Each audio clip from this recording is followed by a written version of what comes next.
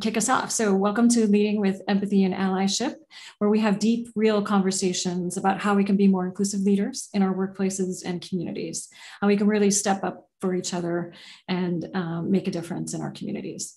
I'm Melinda Brianna Epler, the founder and CEO of Change Catalyst, where we build inclusive innovation through training, consulting, and events. And this is a safe space to learn where we build empathy for each other and understand tangible actions that we can all take to make a difference. We have a code of conduct, as I said earlier, tcin.co/COC, but just generally be inclusive. Everybody has been great. Please do share your thoughts in the chat. We love hearing about that. It will help Sharon and I kind of know what's resonating and where we should take the conversation. So please do. Really appreciate that. Appreciate your engagement.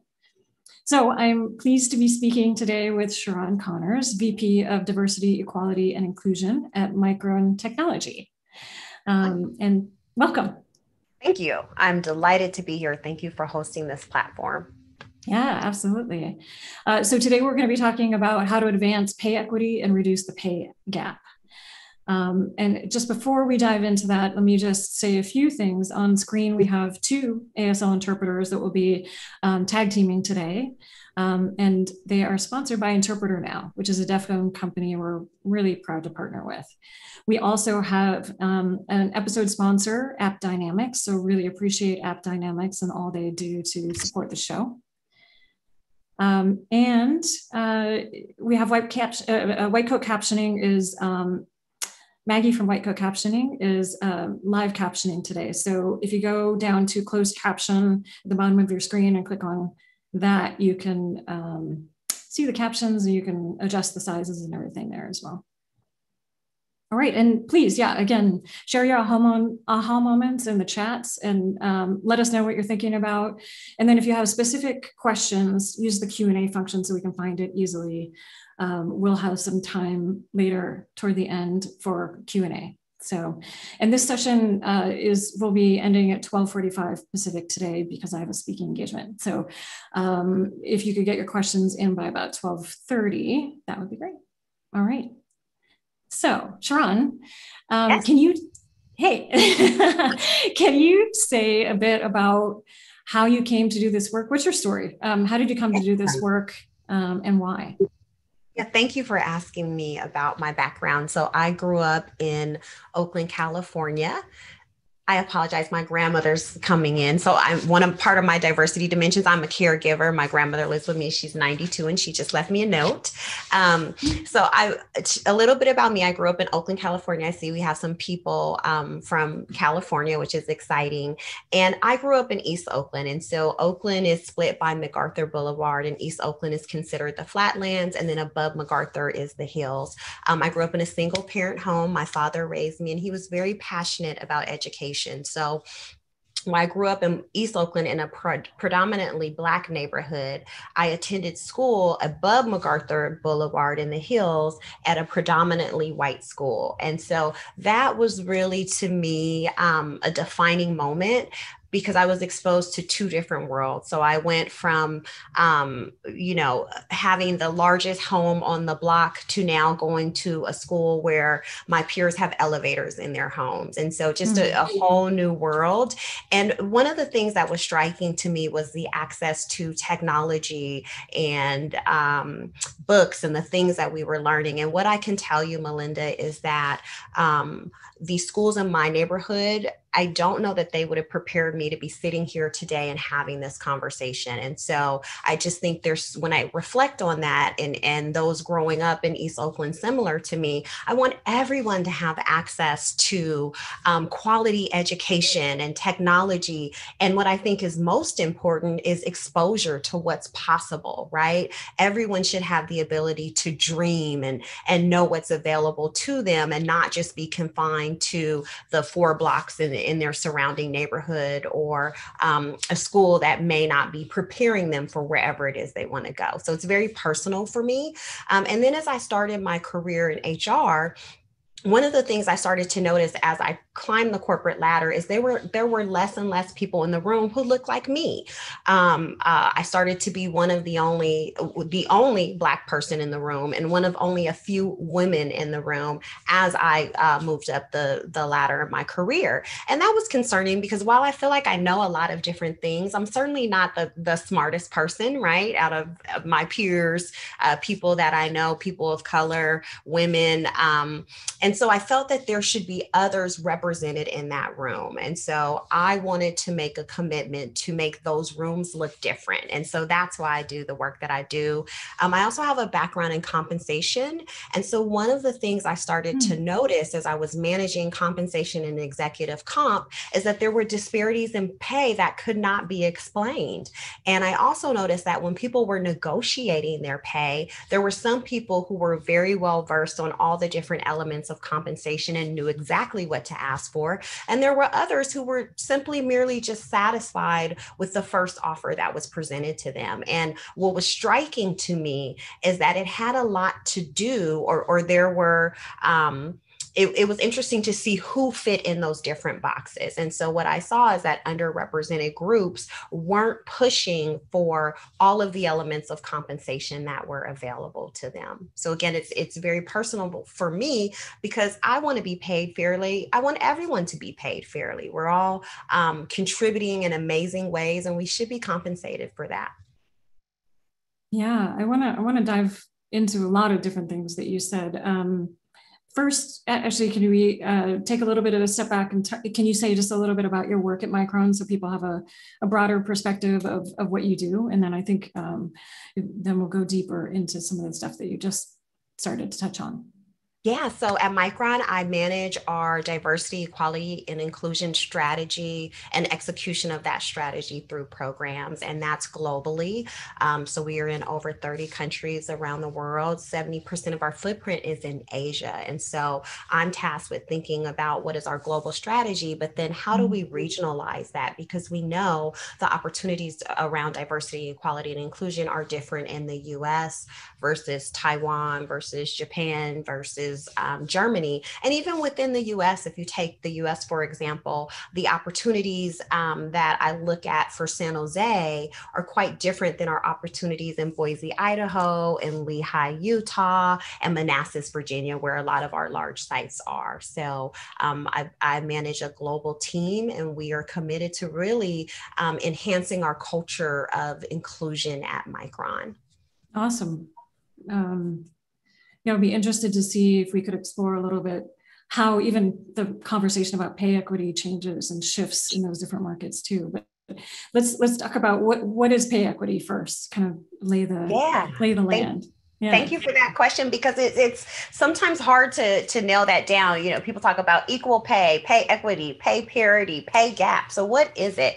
Pay equity is ensuring that everyone is paid fairly for similar work of the same value. So for example, you may have two analysts, right? And one may sit in the marketing department, another one may sit in the compensation department, right? And so we want to look and say, okay, is the work that they're doing similar? Does it contribute the same value to the company? And if it does, their pay should be aligned, right? So you shouldn't see, and we can get technical with it, standard deviation of more, we'd like to see less than a 1% difference in pay at Micron to ensure that we are paying fairly for those similar roles. So in a nutshell, that is what pay equity is. And okay, so then there's several different components to kind of correcting it. One is the individuals and individuals advocating for themselves. I guess that's one. The second is individuals advocating for each other, right? Yes. The third is the structural components, I think. Is that right? That is totally correct. So we all as team members, and I encourage people to ask, you know, when you're having conversations at your company or others are having compensation, one question you can ask is, how is my pay relative to my peers, right? And the contribution I'm bringing to the organization. So that's advocating for yourself. You can also advocate for others, especially if you're a manager, right? You see everyone's pay. So you can certainly say, say, hey, I think we have some opportunities here. Let's make sure that this pay is aligned with the contribution and that we're paying the same for similar jobs. And then there's a systematic approach. And I think that's where all companies need to go to, where we say we as a company are committed to pay equity. So we're not going to leave it up to the individual to raise their hand and say if they are or aren't being paid fairly, or the manager to do the right thing, even though we know all managers want to do the right thing. We as a company are going to put checks and balances in place to ensure that we are paying fairly. And we're going to make a commitment that if people aren't being paid fairly, we're going to make adjustments, right? And so at Micron, what we've done is a lot of companies now have stepped up for gender pay equity.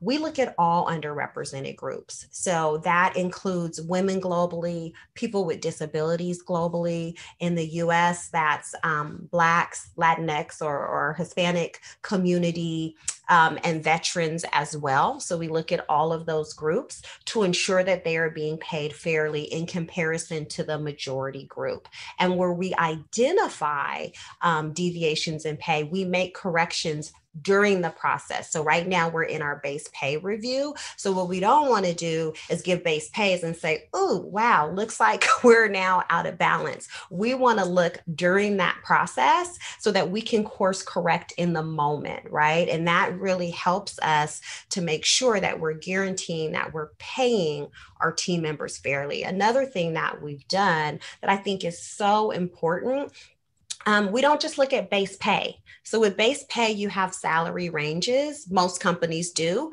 So typically you're not going to see huge issues there, maybe every now and then if you've done an acquisition or something like that. But we've taken it a step further to say, not only do we want to look at base pay, but we also want to look at the stock that is allocated to team members, because we know stock is where wealth is built and it can be discretionary. So we want to make sure that that is allocated fairly as well. And then there's also bonuses, right? So our bonus is actually based on the company performance, and it's a standard percentage for each of the roles. So we don't have a lot of discrepancies there, but other companies handle their bonus plans differently. And so they should be looking at that too. And then there's also spot bonuses. Maybe Melinda, you've gone above and beyond and we give you a spot bonus. Are we doing that for others, right? Who's getting those spot bonuses? And so I think that's so important when we look at pay to understand there's many different elements to compensation, and we want to make sure that that is allocated fairly. That was a really long answer, but I wanted to be clear on what we're doing. Yeah, absolutely. Absolutely. Maybe you could unpack, some of the logistics behind doing that, because that's it's a big you have a big organization, and that kind of, there's a cultural shift that needs to happen, and also process shifts that need to happen. How do you and then accountability, how do you think about all of those things, and how do you make sure that leaders are doing this effectively? Yeah, so thank you. That I'm glad we're jumping into that as well. So first of all, I would say in the space of DEI, I feel that no one does this alone. So it's important to have really strong partners. Pay equity is tricky. I mean, you've got statistics in there. I don't know statistics. So what we've done is we've partnered with a third party. We work with Ascendio, which is actually a tool that has AI built into it so that we're able to run our analysis, not just once a year. If we want to run it quarterly, we can. If we want to run it monthly, we can. And that's worked very well for us. We've also partnered with specialists at both Mercer and Towers previously. So there's lots of different options, many different companies. You can Google them, but I would recommend, because of the nature of pay equity, that you bring in a partner to really help you set up your strategy around pay equity and to analyze your data so that you're not doing that in-house. That also reduces or mitigates some of the risk of the study. So that's really important. But then more importantly, what else they can help you do is re-engineer your processes. So Melinda, you talked about, the systematic approach. There's that piece, but then there's also making sure that your processes are fair. So, when you bring in a new hire, how does that process work when it comes to pay, right? For promotions, what does that policy around pay look like? So it's going back and re-engineering some of your processes, now having that DEI, or we call it DEI or D&I lens on it. So that's one piece. But then the other piece that you talked about that's super tricky is the change management, right? So how do you talk about this with your leaders in a way that's meaningful, where they understand, and to your team members? And so one thing that we've done is in our annual DEI report, we are transparent. So we share our commitment to DEI as well as the results of our pay equity study. I feel that that transparency is super important. One, it starts the conversation, it shows the intent of the company, and it's really going in the right direction, because we know team members are already sharing pay information on sites like Blind and Glassdoor. So we're moving in that direction. Let's get in front of it, right? So there's that piece of it. But then there's also the education. So we don't want to, we being the DEI, HR, and people analytics team, we don't want to do all this work in the background and then constantly be having to do it because our leaders don't understand. So we educate them. So right now, as I mentioned, we're going through base pay. As part of explaining that process to our team members, we also educate them on what pay equity is, how our process works, and then we engage them in that process. So as we're doing the analysis and we find discrepancies, we bring it to the managers and we have a conversation about it as we're making that correction so that they're aware. And you cannot underestimate the value of that, of having that conversation with managers and leaders so they understand why the commitment to pay equity is important, why the company is doing this, and how it works. Yeah. Why? What do you sell them when you're talking about? Because I love statistics. No, it's not because I love statistics. We're doing this work for a couple of reasons. One is it's absolutely the right thing to do. So that's important. Two, when you pay your team members fairly, they're more engaged, right? So there's something reassuring knowing that the role I'm sitting in at Micron, I don't have to worry about, am I being paid fairly in comparison to my peers? That's going to make me more engaged in the company.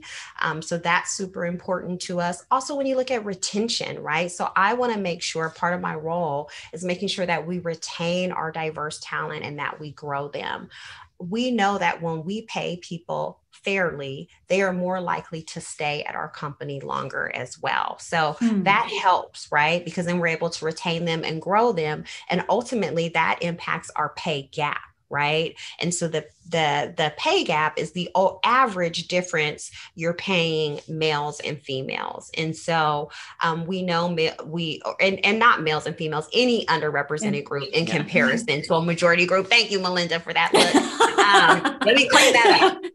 So when we look at that pay gap, we know that a lot of times the majority group is paid more because of the positions that they are in. They are more likely to be in VP and higher, even manager, right? Our broken rung, when we look at it, really starts to happen at the manager level. So how do we impact that? One way is through hiring, but another way is through growing and retaining the talent that we have, and paying people fairly helps us to do that. And then of course there's the kind of societal reason for doing this as well, that the pay gap results in ultimately in a wealth gap, and that is an intergenerational wealth gap. It just continues to perpetuate itself over generations. Absolutely. So take me, for example, when I started my career, I remember one of my managers, when I was negotiating my pay at a company, he said, well, what you really want, Sharon, is equity. And I said, no, I don't want equity. I need to get paid. I want my base pay to be where it needs to be. And he's like, no, And he's like, just hear me out. Let me teach you a little bit about equity. And what I've learned is equity builds wealth. Right? Not just for the individual, but to your point, Melinda, for their family. They're able to invest in their communities. So it has this ripple effect that is so important and really is life-changing to these individuals. And so from a societal standpoint, we all should be interested in pay equity. Yeah. And it's one thing that I think not all of us are educated around is that equity piece, and what is even possible to negotiate. How do we negotiate that? Rachel Williams was on, a friend of mine was on in season 1, and then just last week as well, and has talked about how, when she was at Yelp, she actually left right before they IPO'd. And she didn't know. Yes. What I mean, she would have made millions, and so I think there is an education component, and then this is kind of leading us to the individual piece of this: is how do we advocate for ourselves? What do we do? What do we think about when we're advocating for our own pay, and I would say compensation equity, maybe. Yeah, this is the really good stuff. So I would say, number one, let's make sure that we all understand the levers we can pull for pay, right? So when we're negotiating, there's sign-on bonuses, there's your base pay, there's equity. Some people get retention bonuses, right? So if you stay for a year, we'll give you another incentive in a year. So, the bonus, what is the bonus percentage? When does it pay out? That matters, right? If you're starting January 15th and the bonus pays out January 1st, you're now waiting a year, and maybe your current company pays their bonus out in June, right? So those are all monies that you could be negotiating for. So I would say, let's all get educated on the various elements of pay. And thank goodness we have Google now, right? Because you can go and research all of that. And you may want to go, those sites I mentioned, Blind, Glassdoor. I actually love those sites because you can reach out to others who are currently at companies and say, hey, what does the incentive plan look like at this company? What should I be thinking about? I've even seen people ask if the offer is fair. So I would say, first of all, understand the elements of compensation and what the company offers. Secondly, know your worth. I'm sorry, sorry to interrupt. I just want to say a couple other things there that have helped me. One is an executive coach can help you kind of coach you through that process, and also boost your courage and your, you'll remember your power in that situation. And then second is, I have also talked with people from HR in other companies who can help you kind of understand what's possible. Get that extra insight. So reach out to your network, find somebody that knows and has done this before, and ask them what they're making if they're a colleague of yours, and if it's an HR person, what else is possible given the level that you're going into. Absolutely. Thank you for that, Melinda. And I would encourage those on this call, if you're negotiating, hit me up on LinkedIn. I'd be happy to run down the different elements of comp. And there's so many people like me. People love helping people. So use your network. You've got to have a comp friend. If you don't, get one. That's great advice. The other thing I would mention is know your worth. So I am very clear for the Bay Area. What should the pay of a vice president of diversity and inclusion or chief diversity officer look like, right? I want to understand the market value of my role. That's very important. And again, that's doing research on Google. You can find that information. You can use Blind. You can put out your own survey if you want to, but understand your worth. And then I got this advice from my father. He would always say, know your worth and then add tax. So I always say, start high. I love that. Because, don't you love that? He's a wise man. So start high, right? Because it's easier to negotiate down than if the company throws out a number and now you're trying to negotiate up. So my advice would be to put out a number that's high, that is within reason, right? But high. And the other thing I would encourage you all to do, don't lead with your current comp, because your current compensation is not what's important. What's important is getting paid for the value of that new role. And so I know in California, we've eliminated that. So it's not legal for a company to ask you, what is your current pay? But if you're in another state, throw out the number, right? Say, I want to focus on this role and what the appropriate pay is for this role. And here's the number that I'm thinking about. So I think all of those are important. And Melinda, I love what you said about having the confidence, because sometimes you think, oh my gosh, this number, is it too much? Is it too high? If it is, they're just going to say no and come back with another number. You're Exactly. fabulous. They already want you in the role. So do not be afraid. And I will tell you from my time as an IT recruiter, I saw that it was often the underrepresented groups that were nervous about throwing out those demands and those numbers. But when I talked to the majority group, they were very comfortable articulating what they must have for the role. So it was all, in some ways, it felt like they were very secure in knowing their worth. Now, and maybe we went down a little, maybe we went up a little, but don't be afraid to ask for what you're worth. Yeah. Yeah. I think imposter syndrome gets in the way for sure. And then, you know, when you've been lower valued lower throughout your career, then you just see that as that's their level set. And Yes. so we need to reset that level, I think. Well, I know we need to reset that level. Yeah. Yes. Um, so the third component of this is advocating for each other, because I think that, you know, when I'm hiring people on my team, I have in my head that this is happening and that people might be feeling imposter syndrome when they're advocating for their own pay. And so I'm going into negotiation, actually thinking about that and remembering that and remembering to help them level set. So there, I think there's a role for managers and in the negotiation process and really being aware of what's going on and why somebody might not advocate for themselves as high and might not know how to advocate on in terms of equity. And there are lots of ways that you can advocate for them in that negotiation. Say, wait, you need to be here. Yes. Like, yeah. Yes. And then the other piece is like is helping each other build our courage and really lift each other up and kind of support each other and be there for each other as we're negotiating. Say, remember who you are, you know? Yes, Melinda, I love that. And I'm thinking about my time as a recruiter. And I remember one of the things I would do to advocate people when I was for people when I was talking to them about the offers, I would say, okay, now the sign-on bonus, what were you thinking? And so it kind of puts in their head, God, I didn't think to ask for a sign-on bonus, but that's a possibility, right? So I think that there are signals we can give so that folks are understanding all of compensation. And then I'll go back to the manager who taught me about equity. I think we all have an obligation to share what we know. Right. Mm-hmm. So if you have a friend that's interviewing, or if you're a manager and you have a team, educate that team. Tell them about equity and how it works and how it's important to be invested in the company. Talk about the incentive plan and, the short-term incentive plan, the bonus and the components of that bonus and how the company is measured or the individual is measured and how it's paid out.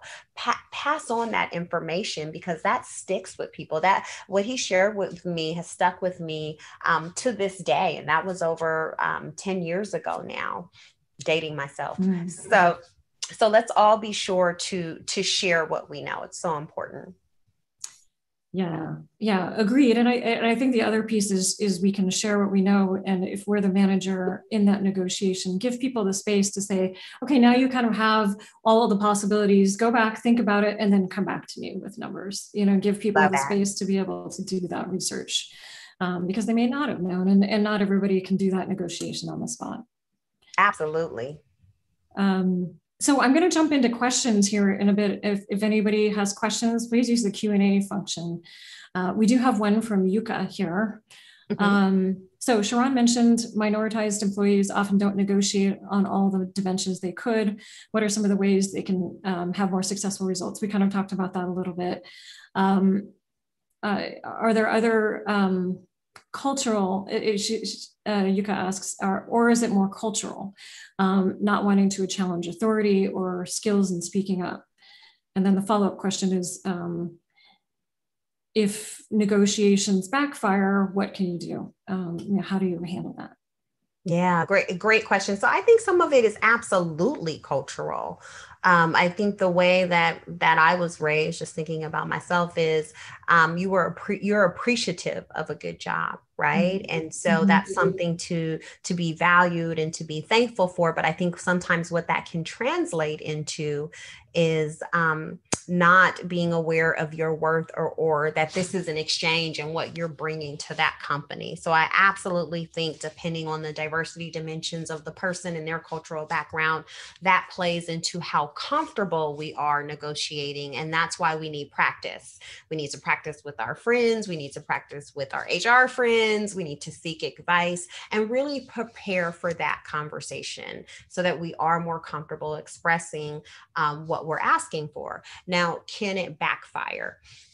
Again, I think the worst thing that can happen is they say no, and then you're starting at a different point. I also think it's important how you ask. So we talked a little bit about some people saying, I have to have. I think you don't want to come off as entitled, but you do want to come off as confident in your worth, right? And so there's a fine line there. But I think as long as you're coming across as confident and you're knowledgeable about what the market is paying for your job, it will be fine. And if it's not fine, that's probably a company you don't want to work for anyway. That's probably a red flag, is what I would say. That's a good point. That's a very good point. Yeah. Scott asks, how accurate are sites like Glassdoor and others when comparing salaries? I mean, you could talk a little bit about all a few of the different sites that you would recommend. Yeah, I would say that they're pretty accurate, but you just need to understand where the information is coming from. So for example, if you're soliciting information on an engineering role, the geocode that you're in is going to play a big factor. So if you're in California or Idaho or Virginia, just talking about Micron, the pay is going to be very different based on the cost of living. So you want to understand those ranges. I can tell you sometimes on LinkedIn, the ranges can be a bit off. So I would do my due diligence. So I would check multiple sites. I would also Google average pay.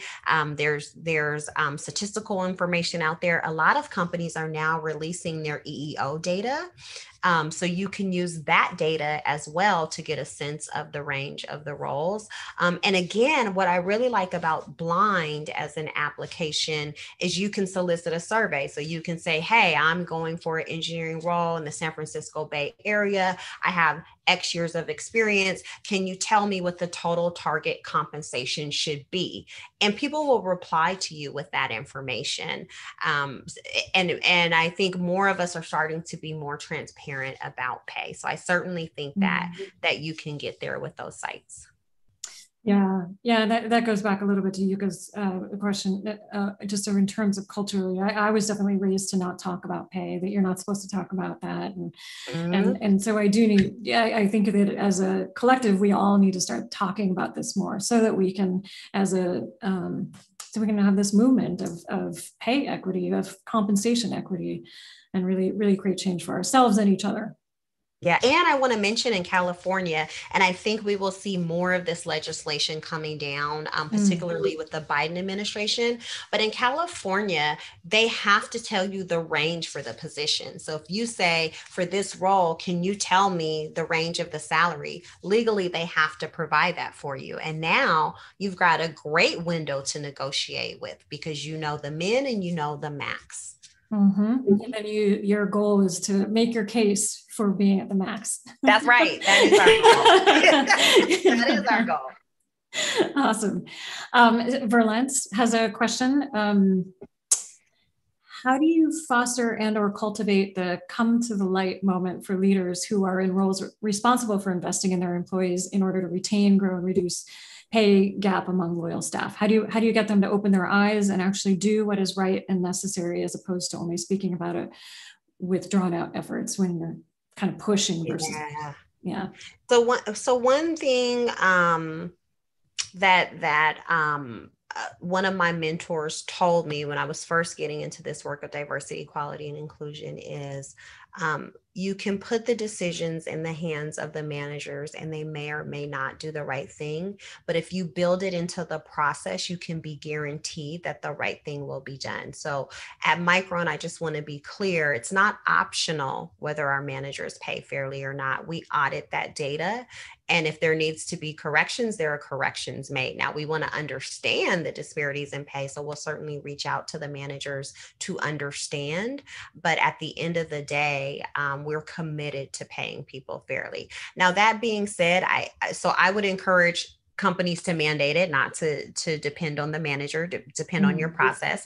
But that being said, I still want my managers to understand why we're doing this. And again, I think we all, those of us who are advocates of diversity, equality, inclusion, we all know it's the right thing to do. There's the societal aspect that Melinda pointed out, but I don't go there with certain managers. What I talk about is the ROI to the business, right? And so when you pay your team members fairly, all of your team members are going to be more engaged, which means they're going to be more productive, which means they're going to have more collaboration and innovation. And ultimately, that's going to make you more successful. That's going to make Micron more successful. And so that's where I lead with. And then I try to, and again, it depends on the manager, but share some personal stories, right? So if you have someone who's been in a certain job grade for way too long or who isn't being paid fairly, let's talk about their experience at Micron and how that experience doesn't align with the experience of others, and how is that okay? So it's having those very uncomfortable conversations and using tangible stories to help get them there. But I think the key is at Micron, our values are our values, right? So our values are, we treat each other, we care about each other. And so if you care about me, you're gonna make sure that I'm paid equitably for the work that I'm doing. And so if you don't align with Micron's values, you're not going to be there. But to answer your question, I think there is, or I know there is, an element of change management. So I would say build in that plan. So first, start pushing out your commitment, align it to your company values, explain the ROI to those managers, have specific stories that you can tell, and then keep reinforcing that message and make sure that it's coming from the top. So it's not just me talking about diversity, equality, and inclusion. It's also my CEO. We have an executive sponsor for our commitment. We have 6 DEI commitments. One of them is to equitable pay and benefits. So we have an executive sponsor. He talks about it. We have key messages that all our executives have so that we're all giving the same message. And I think that's an important part of the change management. And then ultimately, you hold your managers accountable. So if you have a manager that is constantly attempting not to pay people of certain diversity dimensions fairly, or isn't promoting people of certain diversity dimensions, that's an issue that needs to be dealt with. Yeah, absolutely. And, we don't have time to go too much into promotion equity, but that is another huge component that can play a role. Yes. We've worked with clients that have done, a pay audit or compensation audit sometimes. Usually it's a pay audit. People aren't yet there with the compensation audit, but they should be. But then, you have to go beyond that, because so often people are promoted inequitably, and you'll see women and underrepresented minorities and people with disabilities and veterans as well that are kind of stuck and not advancing because of that inequity. And that has to do with performance reviews and that's where I was going to go. Absolutely. Yeah. And also who gets those stretch assignments and how those stretch assignments are assigned and how you can really shine. Are you given the opportunity to shine? Yeah. Oh my gosh, you're preaching to the choir now. So I totally agree. It's stretch assignments, it's rotation assignments, right? Global mobility, who gets that assignment and who doesn't. And you're absolutely right. So when we started digging into our pay equity analysis and looking at base pay, for example, then we found we needed to take a step back and look at promotions, right? Performance reviews, and audit if we were assessing our team members fairly, because that's what feeds into your base pay increases, right? So sometimes the work is further along and further back in the process, and you've got to start auditing some of that. So you are dead on. Awesome. Well, we're just about out of time already, but we have talked about a lot, and I'm excited to get this out there. And know your power, ask for what you're worth, advocate for each other, and really create those systemic changes internally. I think those are the big lessons. And the more you look at the systemic equity, the more you have to keep kind of going further. Start with pay. Look at performance reviews, look at promotion equity, look at leadership, and how all that works together. Absolutely. Yeah. And I would say, know your worth and add tax. Yes. Sorry. No, that's absolutely know your worth and add tax. I love that. And I'm totally going to use that because as consultants, yes. there's a consultant tax too. I think. That's right. Added one. Yeah. Excellent. Well, where can people learn more about you and your work? Yeah, so you can go to the Micron site. I have some blogs there as well as information on our DEI commitments. You can also find information on my work at LinkedIn. So Sharon Connors, I'll come right up. And you can always email me. My contact information is there too, my phone number. So if you're really serious and you need to talk to me urgently about this, if you can't sleep tonight, you can text or call me, and I'm happy to share all I know about pay equity. Awesome. Well, thank you. Thank you, Sharon. Thank you for sharing all of your wisdom in this, and for making yourself available to really to share all this wisdom. It's been really helpful for me, and I hope it was for the audience here. And thanks for all you do. Thank you. And thank you for having me, Melinda, and having this fabulous platform for us to have these discussions. Awesome. Well, thank you everybody for joining us. Thank you for your great questions as always. Appreciate our episode sponsor, AppDynamics. You can learn more at appdynamics.com/company/careers. And we will share some of the links that we talked about in this call in the follow-up email. So if you want to sign up for our Change Catalyst newsletter or our Leading with Empathy and Allyship newsletter, go to changecatalyst.co/allyship series, and you'll receive the follow-up as well. And thank you to the team, Juliet, Renzo, Sally, Emily, and Araya. And thanks to Interpreter Now for your interpretation. And again, thanks everybody for joining us, tuning in, and please join us next week. Appreciate you. Thank you, Sharon. You're welcome. Bye. Bye.